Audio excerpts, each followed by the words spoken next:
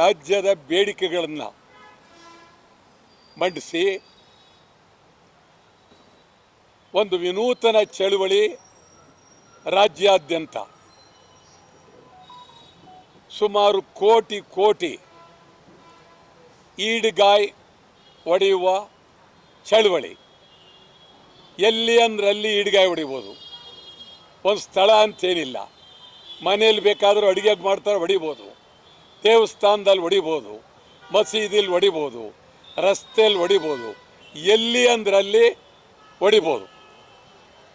ಕಾಯಿ ತಗೊಳ್ಳೋದು, ಕನ್ನಡಿಗರ ಬೇಡಿಕೆ ಈಡೇರಲಿ ಕಾಯಿ ಹೊಡೆಯೋದು, ಅದನ್ನು ರಸ್ತೆಗೆ ಎಸೆದಬೇಕಾಗಿಲ್ಲ, ತಾವೇ ಅದನ್ನು ಕೈಯಲ್ಲಿ ತಗೊಳ್ಬೇಕು, ಯಾರಿಗಾರು ಕೊಡ್ತಕ್ಕಂಥದ್ದು.